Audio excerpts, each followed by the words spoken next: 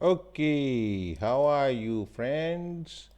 So, today we go to the page number 94 of your Unit 2, as Unit 2 of the Chapter 6, which is fables. Which is fables. What are fables? Fables are short stories which are often about animals. Fables are short stories which are often about animals. यानी fables क्या होती हैं कि ये story short stories होती हैं जो कि आम तौर पे जानवरों के बारे में होती हैं। Can you think of any fable? Which animals are the main characters in the story? What is it about? अच्छा, आप क्या आपके जहन में कोई है, कोई ऐसी कोई स्टोरी आपके इलाके में या आपके मुल्क में होती हो? ठीक है, वो हम देखते हैं। अगर आपको पता हुई तो आप ज़रूर बताइएगा हमें। और फिर उसके बाद है कि जब हम जो वो स्टोरी जो है उसमें मेन कैरेक्टर कौन सा था, ठीक है, और ये किस बारे में था। अब इसकी रीडिंग की स्ट्रेटजी क्या होती है? Finding specific information in a text. हमने इसकी ऐसी फेबल्स को पढ़ने की ना स्ट्रेटजी क्या होती है, तरीका क्या होता है कि हमने देखना होता है कि इसके अंदर एक ख़ास इंफॉर्मेशन, स्पेसिफिक इंफॉर्मेशन क्या है टेक्स्ट में। Ask yourself, what do you want to find out before you read a text. आपको पता होना चाहिए कि भाई टेक्स्ट पढ़ने से पहले कि आप क्या चीज़ मालूम क्या करना चाह रहे हैं। ये देखें, आप ये देख रहे हैं कि ये एक जो है ना चूंटी है और एक ये मकड़ा है। ठीक है, मकड़ा जो है क्या कर रहा है कि it is playing a guitar, और this is ant it's moving up a small leaf, right? So let's read it and then we will come to know further कि ये क्या किस बारे में है। One summer's day, a happy grasshopper was dancing, singing, and playing his violin. One summer's day, a happy grasshopper was dancing, singing, and playing his violin. Look at this. This is a grasshopper, right? What is it doing? It's happy, playing, singing, and it's playing its violin, right? Violin play करने का मतलब होता है violin बजाना। ठीक है। He saw an ant passing by, carrying upon his tiny body food to store for the winter. उसने क्या देखा कि जी उसके पास एक चूंटा गुजरा और उसने अपने जिस्म पे जो है ना छोटे से जिस्म पे बहुत बड़ा फूड उठाया हुआ था जो कि वो सर्दियों के लिए लेके जा रहा था। Come and sing with me instead of working so hard, said the grasshopper. Let's have fun together. grasshopper ने उसको कहा, भाई आओ आओ यार मेरे साथ हम जो है ना गाने गाते हैं। तुम जो इतनी मेहनत जो कर रहे हो छोड़ो इसको, आओ आप मेरे साथ आके गाना गाओ। यानी come and sing with me. Instead का मतलब इसके बजाय, instead of working so hard, कहते हैं ना इतनी मेहनत करने के बजाय आओ मेरे साथ गाना गाते हैं। Said the grasshopper, let's have fun together, आओ खूब मज़े करते हैं मिलके। I must store food for the winter, said the ant, and you should do the same. जो चूंटी थी उसने कहा भाई ग्रास हॉपर को कि देखो, आई must store food for the winter, मुझे विंटर के लिए जो है ना फूड जो है ना उसको मुझे है ना स्टोर करना चाहिए। And you should do the same, और तुम्हें भी ऐसा ही करना चाहिए भाई। Don't worry about winter, it's still very far away, set the grass hopper laughing at him. वो जो ग्रास हॉपर था उसने उसका मजाक उड़ाते हुए कहा, भाई तुम सर्दियों की क्यों फिक्र करते हो? Don't worry about winter, it's still very far away, अभी तो ये बहुत दूर है। ठीक है। But the ant won't listen and continued his work. मगर जो चूंटी थी उसने छोड़ा नहीं काम अपना और काम करती रही। When the winter came, the starving grasshopper went to the ant's house and begged for something to eat.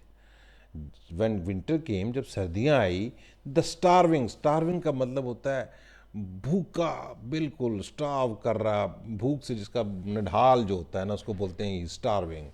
Starving grass hopper, जो ग्रास हापर जो था बिल्कुल भूख से निढाल जो था, वो जो एंट थी ना, यानी चूंटी जो थी, उसके घर गया और बैग उससे भीख मांगी कि भाई मुझे कुछ खाने के लिए बड़ी मेहरबानी तुम्हारी दे दो। तो चूंटी ने क्या जवाब दिया? If you had listen to my advice in the summer you would not be hungry now, said the ant. If you had listen to my advice in the summer, अगर तुमने गर्मियों में मेरी नसीहत सुनी होती तो आज तुम भूखे ना होते। उसको किसने जवाब दिया? चींटी ने। अब लेट्स सी कि जी इसमें हम देख रहे हैं कि जी इसका जो हम देखेंगे कि इस कहानी से हमने क्या कुछ सीखा है, इसमें हमने क्या देखना सीखना क्या चाह रहे हैं। ठीक है, work with a friend and find the answers to your question. देखें, आप अपने आप से या अपने किसी दोस्त से क्वेश्चंस के आंसर पूछ के देखें। Read the story again and choose which you think is the moral of the story. Give your friend food when they are hungry. It's best to plan for the future and don't work in the summer. I think इसका जो सबसे बेहतरीन जो बनता है ना, वो ये है, it is best to plan for the future. यानी हमें सबसे बेहतरीन बात तो ये है कि हमें मुस्तकबिल के लिए प्लानिंग करनी चाहिए, आने वाले कल के लिए प्लानिंग करनी चाहिए। यानी अगर हमारा 2 दिन के बाद पेपर्स हैं तो हम 2 दिन गाते हंसते उड़ा दें, तो ये तो नालायकी है ना। इसकी जगह हमें प्लान करके हम कि आज मैंने क्या पढ़ना है, कल मैंने क्या पढ़ना है, ताकि परसों मैं टेस्ट अपना दे सकूं। इसी तरीके से जो चूंटी थी, वो उसने क्या किया कि सारी गर्मियों में अपना राशन जमा करती रही।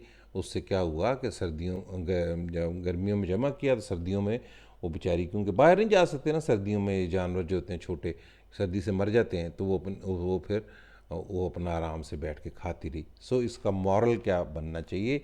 इसका मॉरल ये बी बनेगा, it's best to plan for the future.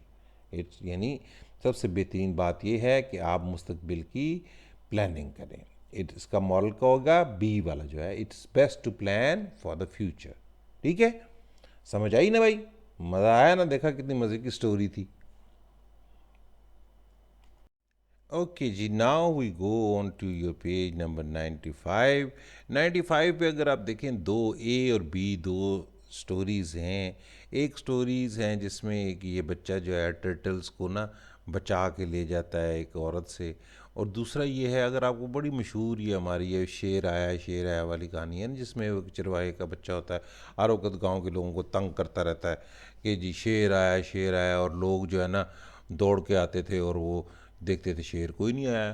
तो एक दिन क्या हुआ कि वाकई शेर आया, तो उसने आवाज़ें दी, तो लोगों ने कहा ये तो हर दफ़ा झूठ बोलता है, तो लोग नहीं आए, और उससे क्या हुआ कि फिर जो है उसके चरवाहे ने आके उसकी बकरियां खा ली, और शेर ने आके उसकी बकरियां चरवाहे की खा ली। ठीक है, तो ये वो बंदा जो था ना बेईमान था, इसलिए लोगों ने उसकी फिर मदद नहीं की। अब ये देखें इसमें क्या है, listen to the two fables, match the title with the correct picture. ठीक है, Matt Jumble and the turtles and the shepherd boy and the wolf. ठीक है, सॉरी ये इसमें शेर नहीं, इनफैक्ट वुल्फ आता है। ठीक है ना जी। तो ये जो ए जो है इसका टाइटल बनेगा the shepherd boy and the wolf, क्योंकि यहाँ पर वुल्फ नज़र आ रहा है, लायन नहीं, राइट।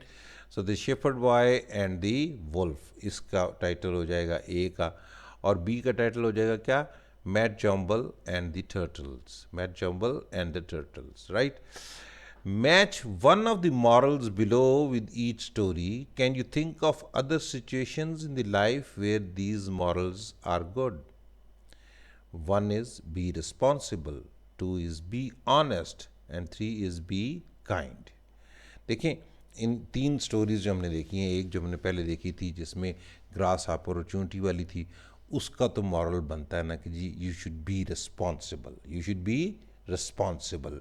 और ये जो स्टोरी ए है, ये जो शेपर्ड वाली है या चरवाहे वाली है, इसकी मॉरल है कि you should be honest. And ये मैट जम्बल वाली जो है, इसमें जब वो बड़ी काइंडनेस दिखाता है, बड़ी हमदर्दी दिखाता है, और अपने कछुए जो है उनको बचा के ले जाता है, क्योंकि वो औरत ना उनको मार दे या उनको नुकसान न दे दे। तो इसका मॉरल क्या होगा? Be kind. अच्छा, ये बातें जो है ना, ये आपको आम ज़िंदगी में भी बड़ी इम्पॉर्टेंट है। इंसान को बहुत ज़िम्मेदारी से काम करना चाहिए, one should be responsible, one should be honest and one should be kind. ये किसी भी सिचुएशन में इंसान को ये फ़ायदा देने वाली बातें हैं। अब हम करते हैं वर्ड स्टडी। वर्ड स्टडी ये क्या है? प्रीफिक्स। प्रीफिक्स क्या होते हैं? जो किसी लफ्ज़ से पहले लगा देते हैं ना, तो उससे उसके मैनी बदल जाते हैं। ठीक है, इनको बोलते हैं प्रीफिक्स। इसको बाद में इंशाल्लाह आप पढ़ेंगे। एक और चीज़ भी होती है, एक तो प्रीफिक्स होते हैं और एक होते हैं सफिक्स, राइट। तो प्रीफिक्स क्या है? प्रीफिक्स यहाँ पर अन, इर और डिस। अन, इर और डिस, ये किसी लफ्ज़ से पहले लगा दें तो उसका मैंने देखें बिल्कुल उल्ट हो जाते हैं। Use your dictionary to find out how to make the blue adjectives negative by adding the correct prefix. ये तीन जो है ना, अन, एर और डिस। अब आप देखें, the grass hoppers was very dash responsible because he didn't store food for the winter. अब रिस्पॉन्सिबल का उल्ट हमने देखना है, क्योंकि वो ग्रास हॉपर जो है ना वो रिस्पॉन्सिबल नहीं था, तो इसका उल्ट जो होता है वो क्या आता है? अगर आप डिक्शनरी में देखेंगे तो क्या पता चलेगा? ये इसका होता है इररेस्पॉन्सिबल। आई आर लगा देंगे तो ये बन जाएगा इररेस्पॉन्सिबल। इररेस्पॉन्सिबल क्या होता है? रिस्पॉन्सिबल का उल्ट होता है। ठीक है, ये इसका ऑपोजिट हो जाता है। रिस्पॉन्सिबल का ऑपोजिट क्या होता है? इररेस्पॉन्सिबल। फिर आ जाता है Matt Jamble didn't want the woman to be dash kind to the turtles. यानी वो ये चाहती थी कि वो काइंडनेस दिखाए, जबकि वो काइंडनेस नहीं दिखाना चाह रही थी, वो काइंडनेस नहीं दिखाना चाह रही थी। तो वो ये चाहता था कि वो उनके साथ जो है ना मेहरबानी यानी जुल्म ना करे। तो जुल्म करने को काइंड होता है ना, रहम करना या प्यार करना या हमदर्दी करना। उसका उल्ट क्या होता है? अनकाइंड। क्या होता है? अनकाइंड। ठीक है, तो ये हमने काइंड को अनकाइंड लिख दिया, तो ये इसका मतलब उल्ट हो गया, इसका ऑपोजिट हो गया। इसी तरह shepherd boy was dash honest, he lied to the villagers by calling wolf when there wasn't one. यानी इसने शेपर्ड बॉय जो था, आई एम सॉरी वो मैं पहले आपको लाइन का बताता रहा, इनफैक्ट इस स्टोरी में ये वुल्फ का कह रहे हैं। तो किसी कहीं कहीं कहीं जगह पे वो ये स्टोरी जो है लाइन के बारे में, कहीं वुल्फ के बारे में। एनीवे उस बच्चा जो है ना गीदड़ वुल्फ आया करता था, तो लोग आते थे, जब देखते थे कोई नहीं तो फिर उसको बुरा भला कहते हुए चले जाते थे, क्योंकि वुल्फ तो नहीं होता था। फिर एक दिन वो उसने वाकई वुल्फ आ गया, उसने बड़ा शोर मचाया कि वुल्फ आया, वो लोग नहीं आए और उसके वो वुल्फ जो है उसकी बकरियां खा गया था। ठीक है, सो ये जो ऑनेस्ट तो नहीं था ना, ऑनेस्ट का उल्ट क्या होता है? ऑनेस्ट का उल्ट होता है डिसऑनेस्ट। ठीक हो गया जी। The shepherds boy was dishonest, he lied the villagers by calling wolf when there wasn't one. यानी जबकि नहीं था, और उसने कहा कि जी भेड़िया भेड़िया की आवाज़ दी, वुल्फ वुल्फ। लोग दौड़ के आते थे कि उसको वुल्फ को मारें। जब वो एक दिन वो तंग आ गए लोग उससे, उसकी बेईमानी से, तो फिर नहीं आए, तो वुल्फ वाकई आ गया था और उसने उसके जो है ना बकरियां खा ली। Add the correct prefix un, ir and dis to the words below. अच्छा, अब ये देखें, ये लफ्ज़ हैं friendly, agree, fair, reliable, regular, trust, like. ये लफ्ज़ जो हैं आप अगर डिक्शनरी में भी देखें, मैं आपको एक थोड़ी सी आप में इसमें हेल्प कर देता हूँ। अलबत्ता आपको पता होना चाहिए कि फ्रेंडली का मतलब होता है दोस्ताना किस्म का, कोई अच्छा किस्म का किसी से वो, तो उसका ऑपोजिट क्या होता है? अनफ्रेंडली। एग्री, किसी से मुतफिक होना, और एग्री का उल्ट के ऑपोजिट क्या होता है? डिसएग्री। ठीक है, डिसएग्री से आप लगा देंगे। आपको आप नोटबुक में आपको लिख कर रखना चाहिए कि एक दो कॉलम्स बनाने चाहिए, इसमें ये वर्ड एक में फ्रेंडली लिखना चाहिए, दूसरे कॉलम में लिखना चाहिए अनफ्रेंडली। एग्री लिखना चाहिए, फिर लिखना चाहिए डिसएग्री। ये क्या है? आपके प्रीफिक्स हैं। इन प्रीफिक्स के लगा देने से क्या होता है? लफ्ज़ के मैनी उलट हो जाते हैं। फेयर, फेयर का क्या होता है? अनफेयर। Reliable, unreliable. ठीक है जी। Regular, irregular. Trust, distrust. Like, like, dislike. Like, dislike. ठीक हो गया जी। तो आपको अभी ये समझ आ गया जी? ठीक है।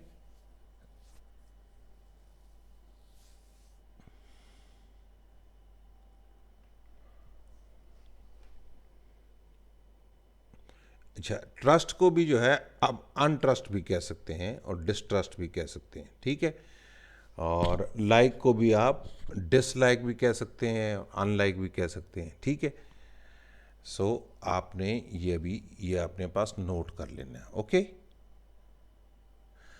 Use the words above to talk about situations in your own life. use joining words such as for example and for instance. I often disagree with my sister. For instance, last week we disagreed on whether to play the football or not. फिर इसी तरह आई often disagree, ये लफ्ज़ आप थोड़ा सा आस्ता आस्ता आप इनके लफ्ज़ बनाना शुरू करें। बता रहे हैं कि यानी कि आपने ज़िंदगी में ये जो है ना, आपने ये इंग्लिश अपनी इम्प्रूव करने के लिए इस तरह के सेंटेंसेस आपको बनाने चाहिए। I often disagree with my sister. For instance, last week we had a disagreement about the game of cricket. I often disagree with my brother. Well, last week we had a disagreement about the food that we wanted to eat. Huh? So it can be like that. Okay? Allah Hafiz.